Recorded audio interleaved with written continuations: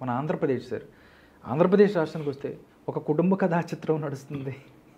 అంటే మీలాంటి వాళ్ళు విభజన హామీల కోసమో లేకపోతే వీటి గురించి పోరాడితే ఇలాంటి వైఎస్ కుటుంబం విడిపోవటానికి మేం కాదు మా అన్నయ్య కారణము ఇలాంటివి చూసినప్పుడు మీకు ఏమనిపిస్తుందండి? అంటే ఇంకా ఆంధ్రప్రదేశ్ బాగుపడే ఆలోచన ఏం లేదా? ఇప్పుడు అన్న చెల్లెలు కొట్టుకుంటున్నారు, అంతకుముందు బామరుదులు కొట్టుకున్నారు, ఇదేనా అని మీ భావన ఎలా ఉంటుంది? ఎలా చూస్తారు వీటన్నిటిని? నవ్వుకుంటారా మీరు? ఎలా చూస్తారు? పోకిరి సినిమా చూసారా? చూశాను సార్. నేను ఎన్నిసార్లు చూశారు? ఒక 4-5 సార్లు చూసినట్టున్నాను. దాంట్లో శాజరావు షిండే అని ఒక ఆయన ఉంటాడు, మీడియాని పిలిచి తిన్నామా కాదు ఆడు వచ్చాడు, విచిత్రంగా ఉంటుంది అది. హెడ్లైన్స్లో వేసేస్తారు అన్నట్టు. రాష్ట్రం కోసం ఇవాళ లేటెస్ట్గా వచ్చాను పవన్ కళ్యాణ్ గారి డైలాగ్ కూడా చూసినట్టున్నారు.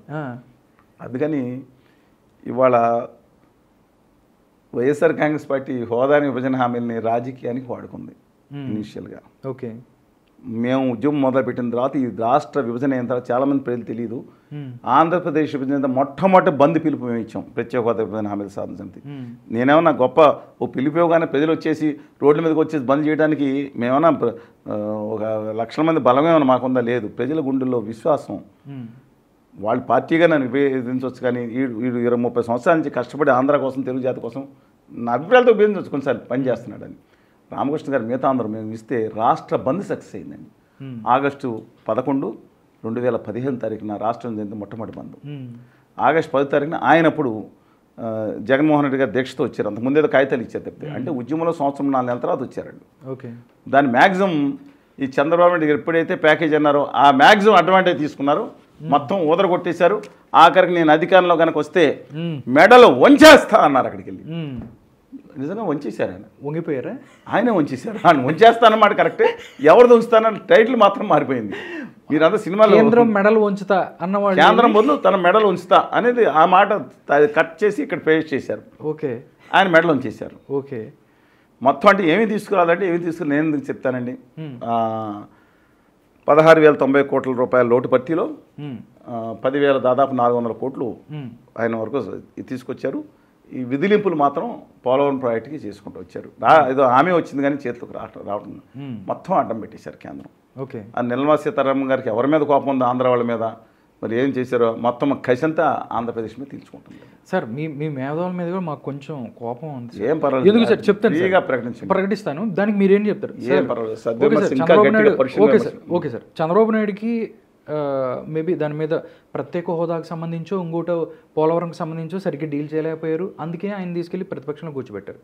బట్ అప్పుడు బిఫోర్ సార్ అప్పుడు వైఎస్ఆర్ కాంగ్రెస్ పార్టీ నేను దీక్షలు చేయడం కాదు, చాలా గట్టిగా బంధులు నిర్వహించి చాలా గట్టిగా ఉద్యమించింది. అవునండి, వీళ్ళు కూడా ప్రత్యేక హోదా నాకు 20 మంది అదే ప్రతిపక్షంలో ఉండగా అవును జనసేన కానీ వీళ్ళు కానీ అప్పుడు మా తర్వాత ఉద్యమించారు. అవును, అప్పుడు ప్రతిపక్ష పార్టీలు ఉద్యమించాయి. తర్వాత మళ్ళీ అధికారంలో వచ్చిన తర్వాత వాళ్ళు అప్పుడున్న అధికార పక్ష పార్టీలు ఇప్పుడు ఏం చేస్తున్నాయి? కానీ మేధావులు ఎవరు ఎప్పుడైనా జగన్మోహన్ రెడ్డి గారు మీరు ప్రత్యేక హోదా తెస్తా అన్నారు, 22 మంది ఎంపీలు వచ్చారు, మీరు చేశారా అని ఎప్పుడైనా మీరు అడిగారా? ఎవరైనా కానీ దాంతోపాటు మద్యపాన సంపూర్ణ మద్యపాన నిషేధం చేస్తా అన్నాడు, చేశారా? ఎప్పుడన్నా మీరు అడిగారా? అంటే చంద్రబాబు నాయుడు అయితే అంటారు, లేకపోతే జగన్మోహన్ రెడ్డిని అంటానికి భయమా లేకపోతే ఏంటి? నాకు తెలియక అడుగుతున్నాను. మీకు పాపం మీకు ప్రాబ్లం కాదు, మీకు కూడా ఖచ్చితంగా ఒక వ్యాక్సిన్, మీడియా వ్యాక్సిన్ ఒకటి వేయించాలి. ఎందుకంటే మీ మేజర్ మీడియా చూపించకపోతే నేనేం చేయనండి. నేను ఇందాకే చెప్పాను మీకు, ఏంటి డాక్టర్ కూడా మరి చెప్పాలి. ఎందుకంటానంటే ఏమండి, జగన్మోహన్ రెడ్డి గారు వచ్చిన 45 రోజుల్లోనే పెద్ద పార్టీలందరూ వణుక్కుంటే ఇంట్లో కూర్చుంటే జగన్మోహన్ రెడ్డి గారు వ్యతిరేకంగా నేను ఇవాళ వీడియో మీకు చూపిస్తాను. అదేంటి ధైర్యం ఉండి ఫస్ట్ 45 రోజులు బయటకు వచ్చి కాకినాడలతో మొదలు పెట్టుకుని కలెక్టరేట్స్ ముట్టడి చేసింది మేమే. ఈ పార్టీలను వచ్చినాయా? పౌరుషంగల్ పార్టీలను కనపడినాయా మీకు జూలై 15-16 నుంచి 2019లో బయటకు వచ్చి వేల మంది ఉద్యమం చేసిన ఘటనలు కనపడినాయని మీకు? ఒక్కళ్ళు రాలేదండి. నేను వెళ్ళాను, పార్టీలు కూడా భయపడ్డాయి. జగన్మోహన్ మేము భయపడలా, భయపడతాం. ఉద్యమాలు 2 ఉన్నాయి, మేము ఎప్పుడు భయపడలా. జగన్మోహన్ రెడ్డి గారి మీద అంటే ఇప్పుడు ఏమవుతుందంటే ఉద్యమం అంటే బూతులు తిడతాం ఉద్యమం కాదండి. మీకు ఎట్లా అయిపోయిందంటే ప్రశ్నించింది కాదు, దాటిపోయి నిలదీసి కలెక్టరేట్స్ ముట్టడి నిలిసాం. 26 జిల్లాల్లో ధర్నాలు పెట్టామండి, సమరయాత్ర పెట్టామండి. విజయనగరంలో అయితే 2.5 కిలోమీటర్లు విద్యార్థులు వేయండి మీరు వీడియోస్ 2.5 కిలోమీటర్ల విద్యార్థులు సమరయాత్ర అసలు అన్ని చోట్ల ఇచ్చాపురం నుంచి హిందూపురం వరకు చైతన్య యాత్రలు ఇక్కడి నుంచి అక్కడ మీడియా 95% అయిపోతే నేనేం చేయను, మీ పొరపాటు కాదు. డూ రెస్పెక్ట్స్ టు యూ, మీ పొరపాటు కాదు.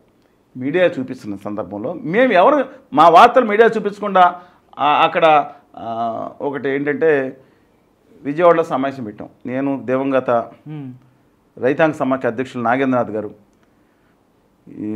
చీఫ్ ఇంజనీర్గా చేసిన జగన్మోహన్ రావు గారు, అలాగే అందరూ కలిసి అనేక సమావేశాలు పెట్టి దాంట్లో 2 రాష్ట్రాలకి కృష్ణా జలాల మీద అన్యాయం జరుగుతుంది, బట్టిగా ఉద్యమించాలి, 12 రోజు నుంచి మేము ఇలా చేస్తున్నాం అని పెట్టాం.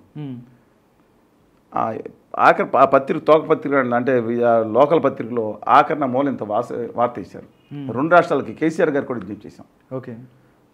ఆ 2వ పేజీ దాంట్లో మెయిన్ దాంట్లో విజయవాడలో పెరిగిన సైకిల్ దొంగతనాలు. సైకిల్ దొంగతనం తర్వాత కదండి, నేనేం చేయను చెప్పండి, మేమేం చేయని చెప్పండి. దాంట్లో మా వార్తల గురించి మేము బతకం. మా ఉద్యమాన్ని ఏ రోజు ఆపలేదు. ఓకే. ఈ నెలలో ఒకటి 20వ తారీఖు 30వ తారీఖున ఇవాళ అన్ని చోట్ల ఎక్కడ పడితే 26 జిల్లాలో ముఖ్య కేంద్రాల్లో దీక్షలు పెట్టమని చెప్పాం. నిరాహార దీక్షలలో మేము పాల్గొంటున్నాను. నేను కానీ లక్ష్మీనారాయణ గారు కానీ సిపిఎం శ్రీనివాసరావు గారు కానీ రామకృష్ణ గారు కానీ ఎక్కడ పడితే అందరూ, అలాగే రఘువరెడ్డి గారు కూడా చెప్పాము, వారు కూడా పాల్గొంటా అన్నారు. అలాగే అక్కడి నుంచి 31, 1, 2 చైతన్య యాత్రలు ఉన్నాయి. 7, 8, 9 పార్లమెంట్లో ముట్టడి పెట్టాము. పార్లమెంట్ దగ్గరికి వరకు ధర్నాలు చేయడం కానీ మిగతాది కానీ మా శక్తి వంచిన ఒక మనిషి ఏం చేయాలో ఆ శక్తికి మించి నేను చేస్తున్నామండి. అంటే బూతులు జగన్మోహన్ రెడ్డి గారిని బూతులు ఇట్టితేనో, భారతి గారిని బూతులు ఇడితేనో, చంద్రబాబు నాయుడు గారిని భువనేశ్వర్ గారిని బూతులు ఇడితేనే ఉద్యమం అనుకోమాకండి, లేకపోతే ఇంకొకరినైనా కోడితేనో. ఇది ఉద్యమం కాదండి. మాట జారటానికి కన్ను మీకు శక్తి అక్కర్లు, మాటను అదుపులో పెట్టుకోవటానికి, సమస్య మీద దృష్టి కేంద్రీకరించడానికి మనిషికి శక్తి కావాలి. అంతేగా నోటు ఏది పడితే ఫ్రీగా జారిపోతారు. అది వాళ్ళ ఉద్యమం అనుకోవద్దండి. ఒక నిర్దిష్టమైన కార్యాచరణ చేసుకుని మేము సమరయాత్ర బస్సుల్లోనూ వాటిలోనూ అక్కడ కడప, నంద్యాల, ఎక్కడో డోను, అన్ని చోట్ల రాష్ట్రం అంతా తిరిగామండి. మొన్నేగా తిరిగింది. ఓకే. మీకు తెలియదు, నేను నాట్ సార్, నేను మిమ్మల్ని ఆనెస్ట్గా చెప్తున్నాను, మీకు తెలియపోవడానికి బాధ్యత మీది కాదు సార్. మీరు తిరుపతి కానీ మీరు ఎక్కడికి వెళ్తున్నారు, అది ఎప్పుడో నేను ప్రతిదీ నేను గమనిస్తున్నాను. ఇలాంటివి అంటున్నాను. ఏం చేయాలి చెప్పండి. ఇది కాకుండా నేను కోవిడ్ వచ్చింది, దయచేసి గమనించండి. అందరూ ఏం చేశారు, సుధాకర్ గారు ఆ రోజు అయితే ఆయన N95 అడిగితే మీలాంటి వాళ్ళందరూ టీవీల్లో మొత్తం బల్లలు బద్దలు కొట్టేశారు. ఒక్కొక్కళ్ళు ఉగ్రరూపంతో ఊగిపోయారు. నరసింహ అవతారం ఎత్తారు, ఒకళ్ళేమో కాళికా అవతారం ఎత్తారు, వాళ్ళు బేబస్సంగా చేశారు. అంతలోగా పాపం దురదృష్టవశాత్తు చనిపోయాడు. కానీ మేమేం చేసాం, మార్చి 26వ తారీఖున మొదటి పేమెంట్ పంపించాను. అక్కడి నుంచి ఇతర రాష్ట్రం నుంచి N95 ఇట్లాంటి మాస్కులు తెప్పించి నేను సదాశివరెడ్డి గారు, మా ఇంటలెక్చువల్ ఫారం మిత్రులు అందరూ కలిసి ఆంధ్రప్రదేశ్లో అనేక జిల్లాలకు ఇచ్చి ఆఖరి విశాఖపట్నం పంపించి హాస్పిటల్ సూపరింటెండెంట్ గారు ఉన్నారు, అక్కడ శ్యామసుందర్ గారు ఉన్నారు, వాళ్ళందరికీ ఇచ్చి అక్కడ నర్సీపట్నం, అక్కడ కనకాపల్లి నర్సీపట్నం కూడా పంపించమని చెప్పాం. అక్కడ డాక్టర్ గారు కావాలంటున్నారు. శానిటైజర్స్, కిట్స్ తెలంగాణలో కూడా మూడు జిల్లాలకు పంపించాను. ఓకే. ఏం ప్రచారం అవసరం లేదు. నేను అనేది ఆఖరి జర్నలిస్టులు మీరు కావాలంటే ప్రముఖ నెంబర్ 1 ఛానల్ ఉన్నారు, దాంట్లో కోఆర్డినేటర్స్ అని అడగండి. సార్ మా ఒంగోలులో అక్కడ మా వాళ్ళకి ఇస్తున్నారు, ఏమే జర్నలిస్టులు బతకడం అక్కర్లేదా, మేము మీరు చూపించాలను. అయ్యి బాబాయ్ అని చెప్పి పాపం వాళ్ళ యజమాని నాకు మీరు అది దొరకట్లేదండి మాస్కులు, నేను డబ్బులు అక్కర్లేదండి, మేము అందరం చేస్తామని. జర్నలిస్టులకి యూ నేమ్ ఏ పర్సన్ అంటే మీరు నాకు ఆ రోజు అందుబాటులో రాలేదు, కానీ నేను చెప్పక్కర్లేదండి ఇవన్నీ. ఓకే. ఆఖరికి ఆక్సిజన్ కాన్సన్ట్రేట్లో రాష్ట్రం అంతా ఎక్కడంటే మేము తీసుకెళ్ళి ఎవరండి ఆదివాసీలను పట్టించుకుంది, ఆదివాసీల దగ్గర ఇచ్చి వచ్చాను. ఆదివాసీల గూడాల్లో కానీ మిగతా చోట్లకి అక్కడ కూడా స్ప్రెడ్ అయిందండి. వాళ్ళకి అవకాశాలు ఎక్కడ ఉంటాయి. నేను వెళ్ళి తిరిగి వచ్చాను. ఎవరికి చెప్పని ఫోటోలు పంపించినా నేను అంటున్నాను. అందుకని ఏ రోజు మేము మీడియా 99.9% వేయలేదు, చూపించలేదు, అక్కర్లేదు, మా కార్యక్రమం చేసుకున్నాం. అందుకని దాన్ని అడ్డం పెట్టుకుని మీరు నిలదీయలేదండి. నిలదీయటం అంటే జగన్మోహన్ రెడ్డి గారి మీద మా మీద కేసులు పెట్టారండి. అమరావతి మీద నేను ఏమన్నా వాళ్ళు ఎవరన్నా చెప్పారు, ఏ మీడియానా?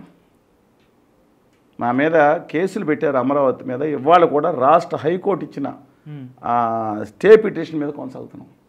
ఓకే. ఇంకో కేసులు పెట్టారు, అది కూడా వేధింపులు జరుగుతున్నాయి. మేము అంటే దాన్ని వచ్చేసి చొక్కా చింపేసుకుని కొంతమంది పోలీసులు అరెస్ట్ చేస్తుంటే తన్నుకుంటా, లాక్కుంటా, ఎగిరి బీజుకుని చొక్కా ఏం చేసుకుంటారు అవసరం లేదు. నిజంగా కానీ మేము లాగా అబైడింగ్ సిటిజన్స్ అయితే మేము తప్పు ఎక్కడ అంటాం, లేదని బలవంతం లాక్కెళ్దాం. మీరు చెప్పండి, మన చొక్కాలు చింపుకుని అడవాటు చేసిన పని లేదండి. ఇదేమో. ఓకే.